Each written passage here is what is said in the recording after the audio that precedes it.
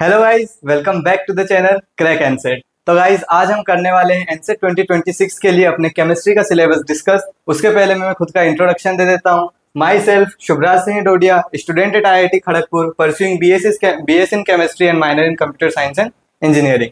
ठीक है, तो आगे बढ़ते हैं। अपन आज डिस्कस करने वाले हैं अपना केमिस्ट्री का सिलेबस, राइट। केमिस्ट्री का सिलेबस डिस्कस करने वाले हैं, लेकिन उसके पहले एक छोटा सा अनाउंसमेंट है बैच को लेकर, तो आपको वो बता देता हूँ। उसके बाद हम डायरेक्टली केमिस्ट्री का सिलेबस डिस्कस करेंगे। तो यार, हम एक बैच लॉन्च कर रहे हैं, विजय एनसेट 2026। ये बैच आपका 8 सितंबर से शुरू हो जाएगा, राइट। 8 सितंबर से शुरू हो जाएगा। इसका प्राइस रहेगा 1499 रुपीज, है ना। इसमें कुछ टीचर्स रहेंगे, आप टीचर्स को देख सकते हो, सभी के अपने अपने सब्जेक्ट्स रहेंगे। वो सारी डिटेल्स आपको एक नए वीडियो में, जिसमें पूरा डिटेल वर्जन में मिल जाएगा कि कौन से बैच में कौन सा टीचर क्या पढ़ाएगा, प्राइसिंग वगैरह क्या रहेगी, कैसे कैसे हम बैच वगैरह को सॉर्ट करेंगे, वो सारी चीजें। बैच में क्या क्या प्रोवाइडेड होगा: live and recorded lectures, doubt solving, test series, personal mentorship, daily practice sheet और हैंड रिटन नोट्स। ठीक है, हम आगे बढ़ते हैं। तो सबसे पहले एक बात ये डिस्कस कर लेते हैं कि आपको बैच क्यों लेना चाहिए, वाई। ठीक है, तो आपको बैच क्यों लेना चाहिए। आपका बेसिकली टारगेट अगर एनसेट 2026 है,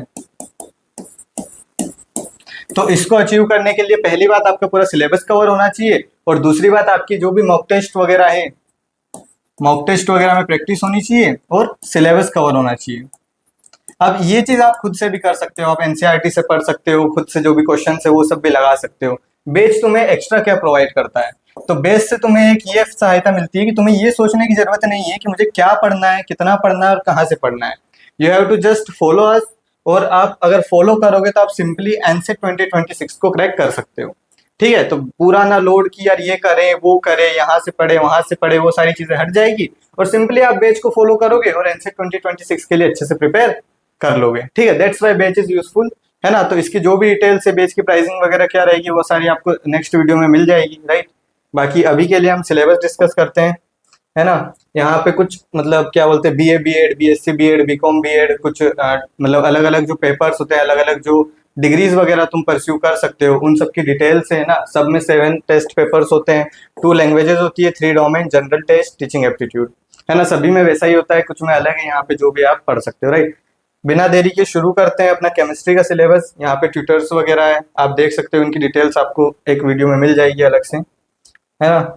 तो केमिस्ट्री का सिलेबस में आपको केमिस्ट्री के पेपर में क्या क्या चीजें आएगी, तो केमिस्ट्री के पेपर में इन टोटल आपके पास 28 क्वेश्चंस रहेंगे। 28 क्वेश्चंस में से आपको सिर्फ 25 अटेम्प्ट करने हैं, लेकिन हम प्रिपरेशन ऑल ओवर 28 क्वेश्चंस की ही करेंगे। क्यों 28 क्वेश्चंस की प्रिपरेशन करेंगे, क्योंकि यार जब एग्जाम प्रेशर होता है ना, एग्जाम प्रेशर होता है तो हमारे पास टाइम बहुत लिमिटेड होता है, बहुत ही कम टाइम में हमें बहुत ज्यादा क्वेश्चंस करने होते हैं। देयर मे बी पॉसिबिलिटी कि आप कोई भी क्वेश्चन सॉल्व करो, उसका जो आंसर आए वो आपको लगेगा कि यार ये आंसर शायद नहीं है, कहीं पे कैलकुलेशन एरर हो गया है, या फिर ये आंसर मुझे सही नहीं लग रहा है। तो जो डाउटफुल क्वेश्चंस होते हैं कि इसका आंसर मुझे आता नहीं है, या मैं फॉर्मूला भूल गया है, फिर कोई एक वैल्यू मिसिंग है, तो उनके लिए आप बाकी जो क्वेश्चन है उनको एज अ चॉइस यूज कर सकते हो। कभी ऐसा नहीं करना चाहिए कि 25 करने हैं तो कोई भी एक पार्ट ऑफ सिलेबस छोड़ दिया जाए, है ना। वो आपके लिए बाद में प्रॉब्लम होगा कि उसमें से जो छोड़ा है उसमें से अगर कुछ नहीं आया तो अटेम्प्ट करने में इश्यू होगा, और definitely it will decrease your marks, right. तो हम शुरू करते हैं केमिस्ट्री का अपना सिलेबस, है ना। सिलेबस में अपने पास फिजिकल केमिस्ट्री और इनऑर्गेनिक केमिस्ट्री मिला के टोटल 5 यूनिट्स हैं, है ना। उसकी जो यूनिट नंबर 1 है अपनी सॉल्यूशन है। बेसिकली सॉल्यूशन चैप्टर में हम पढ़ने क्या वाले हैं वो डिस्कस कर लेते हैं, है ना। टाइप्स ऑफ सॉल्यूशन पढ़ने वाले हैं। टाइप्स ऑफ सॉल्यूशन क्या होता है, जैसे कि अगर कोई एक वेसल है, ठीक है, इसमें अपन ने वाटर ले रखा है, राइट। लेट्स से ये अपन ने वाटर ले रखा है, और इसमें कुछ भी अपन ने इधर से सोल्यूट डाल दिया। सोल्यूट क्या हो सकता है, सॉल्ट हो सकता है, शुगर हो सकती है, राइट। तो ये अपन ने सोल्यूट डाल दिया, तो इसमें क्या कर दिया, मिक्स कर दिया। तो जब ये पार्टिकल्स मिक्स होते हैं तो इस पर्टिकुलर ओवरऑल सॉल्यूशन की क्या क्या प्रॉपर्टीज में डिफरेंसेस आते हैं, वही हम क्या डिस्कस करने वाले, किसमें डिस्कस करने वाले, क्या टाइप्स ऑफ सॉल्यूशन क्या होता है। इस पर्टिकुलर चैप्टर में हम यही सब डिस्कस करने वाले हैं। टाइप्स ऑफ सॉल्यूशन में क्या हमने वाटर में कुछ शुगर डाल दिया, सोल्ट डाल दिया, या फिर जैसे कि कोको कोला वगैरह की बोतल आपने देखी होगी, उसमें क्या लिक्विड में गैस रहती है, कार्बन डाइऑक्साइड रहती है, तो वो सारी चीजें हम इसमें डिस्कस करने वाले हैं। Expression of concentration of solutions, ये कैसे डिस्कस करने वाले हैं, जैसे कि आपने सुना होगा 11th क्लास में ही पढ़ा होगा, मोलरिटी, मोललिटी, ठीक है, स्ट्रेंथ वगैरह, मोल फ्रैक्शन, ये सारी चीजें हम कंसंट्रेशन में डिस्कस करने वाले हैं। Solubility of gases in liquids, जैसे कि एक एग्जांपल देखा कि कोको कोला में क्या डिसॉल्व होती है, CO2 डिसॉल्व होती है। और वही हम किस में डिस्कस करने वाले हैं, solubility of gases in liquids में। इसकी प्रॉपर्टीज देखेंगे, क्या क्या प्रॉपर्टीज होती है और कैसे कैसे ये वेरी करता है, राइट। सॉलिड सॉल्यूशन देखने वाले हैं, सॉलिड सॉल्यूशन जैसे कि तांबा होता है, पीतल होता है, राइट। ये क्या होते हैं, सॉलिड अलॉयज होते हैं, तो इनको हम सॉलिड सॉल्यूशंस में क्लासिफाई करते हैं। उसके बाद राउल्ट्स लॉ, जो भी हम लिक्विड्स वगैरह को मिलाते हैं उसमें सोल्यूट या सॉल्वेंट मिलाते हैं, उनकी प्रॉपर्टीज किस हिसाब से चेंज होती है, उसके लिए हमारे पास अलग अलग लॉज होते हैं। उसमें से एक राउल्ट लॉ है जो कि हमारे सिलेबस में, वही हम पढ़ने वाले हैं। आगे अगर इस चैप्टर में डिस्कस करें तो हमें कुछ कोलिगेटिव प्रॉपर्टीज मिलेगी। अगर कोलिगेटिव प्रॉपर्टीज के बारे में मैं बताऊं तो ये सिंपल होता है कि ये जैसे कि मान लो अपने पास एक सॉल्यूशन है, तो सॉल्यूशन में सोल्यूट होता है और सॉल्वेंट होता है। तो ये जो प्रॉपर्टीज होती है ये सिर्फ सोल्यूट पे डिपेंड करती है, और सोल्यूट में भी सिर्फ नंबर ऑफ पार्टिकल्स पे डिपेंड करती है। अब नंबर ऑफ पार्टिकल्स से मतलब क्या, जैसे कि हमने मान लो ये पर्टिकुलर अपना सॉल्यूशन है, उसमें 1 ग्राम सोल्ट लिया है, राइट। तो यार 1 ग्राम सोल्ट में कितने मोल्स ऑफ सोल्ट है, कितने मोल्स ऑफ NaCl है, राइट। उसको हम निकालेंगे, उन जो जितने पार्टिकल्स होंगे, जैसे कि 1 मोल है उसमें एक फिक्स नंबर ऑफ पार्टिकल होते हैं, 2 मोल है उसमें एक फिक्स नंबर ऑफ पार्टिकल होते हैं। तो ये जो नंबर ऑफ पार्टिकल्स है इन चीजों पे डिपेंड करती है अपनी कोलिगेटिव प्रॉपर्टीज, है ना। इसमें अपन 4 कोलिगेटिव प्रॉपर्टीज पढ़ने वाले हैं। Relative loading in vapour pressure, ठीक है, ये सब हम डिस्कस करेंगे। वेपर प्रेशर क्या होता है, कैसे लोडिंग होती है ना, और कैसे कैसे इनको फॉर्मूला बेस में हम देखते हैं। Elevation in boiling point, elevation in boiling point से क्या मतलब है, जैसे कि अगर हमने प्योर वाटर लिया और हम अज्यूम करते हैं उसका अगर बॉइलिंग पॉइंट है 100 डिग्री सेल्सियस, है ना, और उसमें हमने अगर सोल्यूट के नंबर ऑफ पार्टिकल्स वेरी कराए, है ना, अगर हमने सोल्यूट के नंबर ऑफ पार्टिकल्स वेरी कराए तो हमारा बॉइलिंग पॉइंट बढ़ गया या फिर घट गया, है ना, जो भी है। तो अगर बढ़ गया तो उसे हम एलिवेशन इन बॉइलिंग पॉइंट कहते हैं। अगर कुछ घटता है जैसे कि डिप्रेशन इन फ्रीजिंग पॉइंट, अगर वाटर का जो फ्रीजिंग पॉइंट है वो 0 डिग्री सेल्सियस है और वो घट जाता है तो उसे हम डिप्रेशन इन फ्रीजिंग पॉइंट कहते हैं। ऑस्मोटिक प्रेशर, ऑस्मोटिक प्रेशर क्या होता है, जैसे कि अगर कोई लेयर होती है, जैसे कि यहाँ पे हमारा सॉल्यूशन वगैरह है, लेयर होती है और इधर से कोई चीज पास करती है ना, तो वो अपने किस में आ जाता है, ऑस्मोटिक प्रेशर में आ जाता है। Determination of molecular mass using colligative properties, है ना, डिटर्मिनेशन ऑफ मोलिकुलर मास कैसे निकालेंगे, जैसे कि यार जो कोलिगेटिव प्रॉपर्टीज होती है इनके हमारे पास कुछ फॉर्मूलाज होते हैं। तो फॉर्मूलाज में जैसे कि फॉर एग्जांपल अगर अपन अज्यूम करते हैं कि अगर अपने को फॉर्मूला दे रखा है A is equal to B plus C, तो कोलिगेटिव प्रॉपर्टीज में अपन क्या करते हैं, कुछ अपन प्रॉपर्टीज का यूज करते हैं और ये वाली कोलिगेटिव प्रॉपर्टी A की वैल्यू फाइंड करते हैं, है ना। तो मोलिकुलर मास कैसे निकालेंगे, इनमें से ही कुछ होगा, जैसे कि मान लो C अपना मोलिकुलर मास था और अगर अपने को A और B की वैल्यू दे रखी है तो अपन सिंपली C निकाल सकते हैं, है ना। अगर A और B की वैल्यू दे रखी है अपन C निकाल सकते हैं, B और C की वैल्यू दे रखी है तो अपन A निकाल सकते हैं इस फॉर्मूला से। सिमिलर वे में जो कोलिगेटिव प्रॉपर्टीज हम पढ़ेंगे उसी में हम सारा फॉर्मूलाज वगैरह पढ़ेंगे और उसी के अकॉर्डिंग अपन मोलिकुलर मास भी निकाल लेंगे। वांट ऑफ फैक्टर को अपन नॉर्मली जो कोलिगेटिव प्रॉपर्टीज करेंगे आई फैक्टर होता है उसको उसी में डिस्कस कर लेंगे, है ना। इसको अलग से पढ़ने की जरूरत नहीं है, मेनली पूरा एक ही टॉपिक है। अगर तुम एक कॉन्सेप्ट समझ गए, 3-4 फॉर्मूला होते हैं तो तुम इजीली ये सारे सॉल्व कर लोगे, इतना डिफिकल्ट होता भी नहीं, राइट। नेक्स्ट देखते हैं अपन नेक्स्ट यूनिट। तो सेकेंड है अपने पास यूनिट 2 इलेक्ट्रोकेमिस्ट्री। इलेक्ट्रोकेमिस्ट्री में हम क्या क्या डिस्कस करने वाले हैं, रिडॉक्स रिएक्शन। रिडॉक्स रिएक्शन क्या होती है, रिडॉक्स रिएक्शन नाम से ही पता चल रहा है, RE से रिडक्शन हो रहा है और OX से क्या हो रहा है, ऑक्सीडेशन हो रहा है। तो जिन रिएक्शंस में रिडक्शन और ऑक्सीडेशन दोनों साथ में होता है ना, उनको हम रिडॉक्स रिएक्शन कहते हैं। इसमें हम क्या क्या पढ़ने वाले हैं, EMF ऑफ द सेल, है ना, electromotive force of the cell, standard electrode potential. Basically हम कुछ दो ऐसे बीकर टाइप लेते हैं ना, कंटेनर टाइप लेते हैं और यहाँ पे कुछ ऐसा अलाइनमेंट करते हैं, राइट। इधर सेल वगैरह बैटरी वगैरह लगाते हैं, है ना, और इधर कुछ सॉल्यूशन होता है अपना, है ना। तो इनमें जितना फोर्स वगैरह लगता है इसमें हम देखते हैं कि ये जो अपना इलेक्ट्रोड है उसका स्टैंडर्ड पोटेंशियल क्या है ना। हम हाइड्रोजन को एक स्टैंडर्ड मान लेते हैं और फिर उसके अकॉर्डिंग कैलकुलेट करते हैं। जो मोलिकुलर मास वगैरह भी होते हैं ना, उनको भी हम एक पर्टिकुलर को, हाइड्रोजन के मास को हम स्टैंडर्ड मान लेते हैं और उसके अकॉर्डिंग ही हम सारे जितने भी एलिमेंट्स वगैरह होते हैं उनके मोलिकुलर मास कैलकुलेट करते हैं। आगे इस चैप्टर में हम क्या पढ़ने वाले हैं, relation between Gibbs energy change and EMF of the cell, है ना। कोई प्रोसेस होगी या नहीं होगी वो हमें किससे पता चलती है, गिब्स फ्री एनर्जी चेंज से। अगर ये नेगेटिव है तो जो भी प्रोसेस होती है वो स्पॉन्टेनियस होती है, अगर पॉजिटिव है तो स्पॉन्टेनियस नहीं होती है। तो ये पर्टिकुलर यहाँ पे हमने सॉल्यूशन लिया, यहाँ पे करंट पास होगा नहीं होगा, किस डायरेक्शन में होगा, ये सारी चीजें हमें यहाँ से गिब्स फ्री एनर्जी चेंज और EMF ऑफ द सेल से पता चलती है। आगे देखते हैं conductance in electrolytic solutions, specific and molar conductivity, variation of conductivity with concentration. ठीक है, तो बेसिकली हम क्या करने वाले हैं, जो ये सॉल्यूशंस है इन्हीं की क्या कंडक्टिविटी होती है ना, कितना रेजिस्टेंस करेंगे, इनकी रेजिस्टिविटी, कंडक्टिविटी, है ना, ये सारी चीजें हम इन पर्टिकुलर टॉपिक्स में करने वाले हैं। कोलरास लो, ये जो प्रॉपर्टीज है इन्हीं पे डिपेंड करता है कोलरास लो, है ना। आगे बढ़ते हैं, आगे अपना electrolysis and low of electrolysis, है ना। इसका बेसिकली अपने को बस एलिमेंट्री आइडिया लेना है पर्टिकुलर लेक्चर में कि अपने को क्या करना है, राइट, कि इलेक्ट्रोलिसिस कैसे होता है, क्या होता है, कब होगा, कौन कौन सी ऐसी प्रोसेस होती है जब इलेक्ट्रोलिसिस होगा, है ना, वो सारी चीजें डिस्कस करेंगे। ड्राई सेल मतलब अपन जैसे कि हम बैटरी यूज करते हैं ना, रिमोट वगैरह में आपकी बैटरी होगी, वो सारी चीजें होती, तो वो सारी सेल हम, ये बेसिकली जो ये ड्राई सेल हो गया, लीड एक्यूमुलेटर हो गया, फ्यूल सेल हो गया, थ्योरेटिकल टॉपिक्स है ना। इनमें आपको दे रखा होगा ये पर्टिकुलर सेल है, इसमें ये रिएक्शन हो रही है, वही आपको लिखना है। अगर आपको बोल दिया कि यार ये वाला सेल है, फॉर एग्जांपल लीड वाला सेल है, लीड बैटरी दे दिया आपको, तो उसमें क्या होगा कि तुम लीड बैटरी दे दिया, इसमें तुम्हें पता है कि ये रिएक्शन होती है, तुमसे पूछेगा कि अगर ये अपना रिएक्टेंट है तो प्रोडक्ट क्या बनेगा, है ना। बेसिक 2-3 इक्वेशन होती है, वो याद कर लो और सिंपली फॉर्मूला बेस्ड या फिर जो भी हमने थ्योरी पढ़ी है उसके अकॉर्डिंग यहाँ से क्वेश्चन आ जाते हैं। आगे अपना क्या है, कोरोजन। कोरोजन मतलब जैसे कि अगर आयरन वगैरह है बाहर रखा है ना, बारिश वगैरह होगी तो उस पर जंग वगैरह लग जाता है, वो सारी चीजें किसमें आती है, कोरोजन में आती है। ठीक है, आगे बढ़ते हैं, आगे हम पढ़ने वाले हैं यूनिट नंबर 3।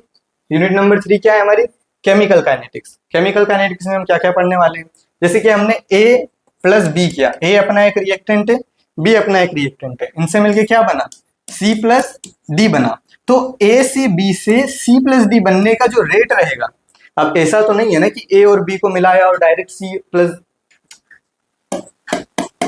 ए और बी को मिलाया और डायरेक्ट सी प्लस डी बन गया, ऐसा तो नहीं होगा ना। कैसे बनेगा कि एक पर्टिकुलर टाइम में बनेगा, तो वो कितने टाइम में बनेगा, क्या वो बनता ही रहेगा या फिर बस जस्ट बन जाएगा और एक टाइम पे खत्म हो जाएगा, तो वो सारी चीजें हम केमिकल काइनेटिक्स में डिस्कस करने वाले हैं। ठीक है ना, ये शेप वगैरह बंद कर देता हूँ। ठीक है, factors affecting rate of reaction. Rate of reaction को कौन कौन से फैक्टर अफेक्ट करेंगे, जैसे कि मैंने ए और बी डाला तो कौन सी कंसंट्रेशन में डाला है, किस टेम्परेचर पे डाला है ना, और कैटलिस्ट क्या है। कैटलिस्ट क्या करता है, आप लोगों ने सुना होगा, कैटलिस्ट का सिंपल काम होता है, जैसे कि अगर मैंने कैटलिस्ट इस पर्टिकुलर रिएक्शन में डाल दिया तो वो इस पर्टिकुलर रिएक्शन की रेट बढ़ा भी सकता है और घटा भी सकता है, वो किस पे डिपेंड करेगा कि कैटलिस्ट क्या है। ठीक है, तो ये हम रेट ऑफ रिएक्शन देखने वाले हैं। Order and molecularity of the reaction. Molecularity क्या होती है कि यार कितने नंबर ऑफ कंपोनेंट्स इधर इंटरेक्ट कर रहे हैं, और ऑर्डर बेसिकली हम एक्सपेरिमेंटली निकालते हैं, है ना। लेकिन अगर कोई पर्टिकुलर अपने को दे रखा है कि यार ये वाली रिएक्शन है, तो उसका ऑर्डर और मॉलिक्युलरिटी जैसे जितने मॉलिक्यूल इंटरेक्ट किए वही हम मान लेते हैं, पर ऑर्डर इन जनरल एक्सपेरिमेंट से निकलता है ना। ऐसे हम डायरेक्टली देख के नहीं बता देते, तो अगर ऐसा हो रखा होता है तो वो गिवन होता है, या फिर कुछ कंडीशन दे रखी होगी, इस पर्टिकुलर कंडीशन में अपना जो भी ऑर्डर है वो क्या होगा। आगे हम पढ़ते हैं रेट लो और स्पेसिफिक रेट कांस्टेंट, है ना। इस पर्टिकुलर चीज को कि कितने स्पीड से बनेगा, एक पर्टिकुलर लो से हम डिफाइन करते हैं, उसमें एक रेट कांस्टेंट भी होता है। ये पूरा उस पर्टिकुलर जो भी रिएक्शन है जहां से शुरू हुई और जहां पे खत्म हुई उसके लिए कांस्टेंट होता है, बाकी जो भी होता है वो रेट लो से हम बताते हैं, कंसंट्रेशन वगैरह पे डिपेंड करता है। आगे बढ़ते हैं, तो आगे हम इंटीग्रेटेड रेट लो पढ़ेंगे और हाफ लाइफ पढ़ेंगे। हाफ लाइफ नाम से ही पता चल रहा है, जैसे कि अगर ए प्लस बी से मैंने कुछ तो भी बनाया सी प्लस डी, ठीक है, तो ये ए प्लस बी से मैंने सी प्लस डी बनाया, तो जब ये आधी रिएक्शन हो जाएगी, है ना, आधी रिएक्शन को खत्म होने में जितना टाइम लगेगा उसको हम half life of the reaction बोलते हैं। आगे concept of collision theory, elementary idea, no mathematical treatment. Collision theory क्या होती है भाई, कोलिजन थ्योरी अगर एक बॉल है ए, एक बॉल है बी, ये दोनों अगर टकरा जाए यहाँ पे आके, तो यही हम क्या बोल देंगे, कोलिजन थ्योरी होगी। अपने को बेसिक आइडिया सोचना है कि ये जो कोलिजन थ्योरी है, देखिए यहाँ पे अपना ए और बी रिएक्टेंट है, ये दोनों कैसे मिक्स होंगे, क्या चीजें होगी, कोलिजन से क्या क्या फर्क पड़ता है, वो सब एक बेसिक आइडिया अपन सीखेंगे इसमें। आगे एक्टिवेशन एनर्जी और अरेनियस इक्वेशन, बेसिकली इनकी भी एक्टिवेशन एनर्जी एक अपना ई होता है, और इसको अपन अरेनियस इक्वेशन में यूज करते हैं, तो अपन ई की वैल्यू, के की वैल्यू, टेम्परेचर पे कैसे डिपेंड करता है, वो सारी चीजें अपन ढूंढ सकते हैं, राइट। आगे वाली यूनिट देखते हैं। आगे अपनी यूनिट है D and F block elements. ठीक है, अब आप लोग अगर 12th क्लास में हो तो पीरियोडिक टेबल से तो सब आप वाकिफ होंगे ही कि पीरियोडिक टेबल कैसी दिखती है, राइट। ऐसी कुछ हमें पीरियोडिक टेबल देखने को मिलती है, और ये जो एलिमेंट रहते हैं यहाँ पे, इनको हम डी ब्लॉक एलिमेंट्स कहते हैं, है ना। और जो नीचे एलिमेंट्स रहते हैं उनको क्या बोलते हैं, एफ ब्लॉक एलिमेंट्स कहते हैं, राइट। तो इस पीरियोडिक टेबल में डी और एफ ब्लॉक एलिमेंट्स की हम प्रॉपर्टीज देखेंगे। प्रॉपर्टीज दोनों तरह से देखेंगे, फिजिकल प्रॉपर्टीज भी देखेंगे और केमिकल प्रॉपर्टीज भी देखेंगे। तो जनरल इंट्रोडक्शन जो भी है कि यार ये पर्टिकुलर डी ब्लॉक एलिमेंट्स यहाँ पे क्यों लाई करते हैं ना। पीरियोडिक टेबल बनाने का मकसद ही ये है कि बहुत सारे एलिमेंट्स हैं, तो उनको याद कैसे रखा जाए, उनकी प्रॉपर्टीज को याद कैसे रखा जाए। एकदम से सारी चीजों को अलग अलग लिख के तो हम मेमोराइज कर नहीं सकते, तो हमने एक पीरियोडिक टेबल बनाई है और उसमें जैसा जैसा ट्रेंड होता है कि भाई ये वाली प्रॉपर्टीज, इन सब की प्रॉपर्टीज ऑलमोस्ट सेम है ना, इन सब की प्रॉपर्टीज ऑलमोस्ट सेम है, तो उसको करके हमने क्लासिफाई किया है। और इस पीरियोडिक टेबल से आप देखोगे कि इससे हमें उनकी फिजिकल और केमिकल प्रॉपर्टीज को समझना और याद रखना दोनों बहुत ईजी होगा, राइट। तो यहाँ पे हम इसकी कैरेक्टरिस्टिक समझेंगे, इलेक्ट्रॉनिक कॉन्फ़िगरेशन समझेंगे, है ना, अकरेंस समझेंगे, कैरेक्टरिस्टिक्स ऑफ ट्रांजिशन मेटल समझेंगे। ट्रांजिशन मेटल क्यों कहते हैं, क्योंकि देखो सारे एलिमेंट्स की प्रॉपर्टी सेम नहीं होगी। मान लो इसकी कुछ प्रॉपर्टी है, इसकी कुछ प्रॉपर्टी है, तो ये जो ट्रांजिशन आता है प्रॉपर्टीज में, इधर अपने पास मेटल्स होते हैं, इधर नॉन मेटल्स होते हैं, तो ये जो इनकी प्रॉपर्टीज में जो ट्रांजिशन आता है ना, वो इस पर्टिकुलर इन डी ब्लॉक एलिमेंट से निकल के आता है, इसलिए इनको क्या बोलते हैं, ट्रांजिशन मेटल्स बोलते हैं, राइट। आगे क्या है, जनरल ट्रेंड्स देखेंगे इनकी प्रॉपर्टीज में, जैसा कि मैंने बताया कि फर्स्ट रो ट्रांजिशन मेटल जो पहली रो है, इसकी प्रॉपर्टीज डिस्कस करेंगे हम। Metallic character, ionisation enthalpy, oxidation states, ionic radii, colour, catalytic property, magnetic properties, industrial compounds और अलॉय फॉर्मेशन। ठीक है, तो जो ये डी ब्लॉक में जो फर्स्ट वाला ग्रुप है ना, ये वाली जो रो है, इसमें हम ये सारी प्रॉपर्टीज डिस्कस करेंगे। बाकी रोज की क्यों नहीं करेंगे, बाकी रोज की हम बस एक जेनरिक प्रॉपर्टीज डिस्कस करेंगे कि डी ब्लॉक एलिमेंट्स में ये पर्टिकुलर चीजें होती है। लेकिन ये जो फर्स्ट रो है, इसके बारे में हम थोड़ा डिटेल में जानेंगे कि इनकी पर्टिकुलर की क्या क्या प्रॉपर्टीज है, क्या क्या ट्रेंड है। कोई भी प्रॉपर्टी है तो वो बढ़ रही है रो के साथ, या फिर घट रही है, या फिर वो मतलब बढ़ भी रही है, घट भी रही है, व्हाटएवर, है ना। तुम इसमें पढ़ोगे तो तुम्हें पता चलेगा, राइट। आगे देखते हैं, इसी चैप्टर में आगे हमारा है preparation and properties of K2Cr2O7 और KMnO4, है ना। K2Cr2O7 और KMnO4 अपने ऑक्सीडेशन में इस्तेमाल किए जाते हैं, राइट। इनकी ऑक्सीडेशन स्टेट भी इसकी +7 होती है ना। तो आप क्या देख सकते हो, इनकी प्रिपरेशन हम कैसे करते हैं और उनका यूज कैसे करते हैं रिएक्शन में, वो सारी चीजें हम इसमें डिस्कस करेंगे। लैंथेनोइड्स देखेंगे और एक्टेनोइड्स देखेंगे, जो यहाँ पे आपके पीरियोडिक टेबल में नीचे प्रेजेंट होते हैं ना, वो सारी चीजें हम डिस्कस करेंगे कि इनका ऑक्सीडेशन स्टेट क्या होता है, इनका इलेक्ट्रॉनिक कॉन्फ़िगरेशन क्या होता है, इनकी प्रॉपर्टीज क्या होती है, वो सारी चीजें हम इनमें डिस्कस करेंगे, राइट। आगे बढ़ते हैं अपनी लास्ट यूनिट पे। लास्ट यूनिट है अपनी कोऑर्डिनेशन कंपाउंड्स। कोऑर्डिनेशन कंपाउंड्स में क्या क्या होता है, क्या कोऑर्डिनेशन कंपाउंड में हम उसका इंट्रोडक्शन देखेंगे, लिगेंड देखेंगे, कोऑर्डिनेशन नंबर देखेंगे, कलर देखेंगे, मैग्नेटिक प्रॉपर्टीज देखेंगे। अब बेसिकली इसमें करते क्या है ना, कोऑर्डिनेशन कंपाउंड में मेनली हम कॉम्प्लेक्सेस के बारे में जानते हैं, राइट। मतलब जो नॉर्मल अपने सॉल्ट वगैरह होते हैं, जैसे कि मान लो NaCl है, तो ये डिसोशिएट कर जाता है ना। अगर अपन इसको पानी में डालते हैं तो आपने देखा होगा ये Na+ बन जाता है, खैर देखा तो नहीं होगा, बस पढ़ा होगा, और ये Cl- बन जाता है, राइट। लेकिन जो कॉम्प्लेक्सेस होते हैं वो चेंज नहीं होते, राइट। जो कोऑर्डिनेशन कंपाउंड्स होते हैं ना, वो डिसोशिएट नहीं होते, वो एक स्फीयर बना लेते हैं और उसी में रह जाते हैं, है ना। यही उनकी खासियत है और इसीलिए हम उनको अलग से पढ़ते हैं कि इनकी ये प्रॉपर्टीज क्यों होती है, इनमें क्या ऐसी चीज है कि ये डिसोशिएट नहीं हो रहे हैं। तो बहुत सारी चीजें हम इस पर्टिकुलर चैप्टर में पढ़ते हैं। हम इसकी IUPAC नोमेनक्लेचर भी करेंगे, है ना। IUPAC nomenclature of mononuclear coordination compound, है ना, जो भी कंपाउंड्स हैं उनके हम IUPAC नोमेनक्लेचर करेंगे, है ना। बॉन्डिंग वगैरह पढ़ेंगे, कुछ थ्योरीज भी पढ़ेंगे। कुछ साइंटिस्ट थे, उन्होंने जैसे वर्नर थ्योरी दी है, VBT दी है, valence bond theory, crystal field theory दी है, ये सारी थ्योरी भी हम डिस्कस करेंगे, है ना। पूरा सही कोई भी नहीं है ना, लेकिन उन्होंने एक मॉडल दिया है कि अगर तुम इसको इस प्रकार से देखोगे, है ना, तो जो वो रियल लाइफ में हमने उसके पास रिएक्शन किए, उस पर जो एक्सपेरिमेंट्स किए हैं, वो सेटिस्फाई होते हैं, वो जस्टिफाई होते हैं, राइट। इसलिए हम अलग अलग थ्योरीज पढ़ते हैं कि अगर हमें ये देखना है तो हम इस थ्योरी का यूज करेंगे, ये देखना है तो इस थ्योरी का यूज करेंगे। आगे बढ़ते हैं, तो आगे हम स्ट्रक्चर और स्टीरियो आइसोमेरिज्म देखेंगे। जैसे कि अगर कोई भी कोऑर्डिनेशन कंपाउंड होगा वो एक पर्टिकुलर स्फीयर में होगा, राइट। इसमें हम कोई भी कोऑर्डिनेशन कंपाउंड, यहाँ पे अगर A है और इससे B लिगेंड्स अटैच्ड है, तो ये एक पर्टिकुलर ज्योमेट्री में होगा, तो उसकी ज्योमेट्री वगैरह, उसका आइसोमेरिज्म क्या है, वो सारी चीजें डिस्कस करेंगे। आगे हम क्या, इंपॉर्टेंस ऑफ कोऑर्डिनेशन कंपाउंड्स, है ना, इंपॉर्टेंस क्या है, हम क्यों पढ़ रहे हैं, है ना। अगर वो डिसोशिएट नहीं हो रहे हैं तो सिर्फ ये रीजन नहीं है, और भी अपने रियल लाइफ में जो जो उनकी एप्लीकेशन है, वो सारी चीजें हम इस पर्टिकुलर चैप्टर में डिस्कस करेंगे। इंपॉर्टेंस किसमें, क्वालिटेटिव एनालिसिस में, एक्सट्रैक्शन ऑफ मेटल और बायोलॉजिकल सिस्टम में, तीनों चीजों में हम उनकी इंपॉर्टेंस देखेंगे।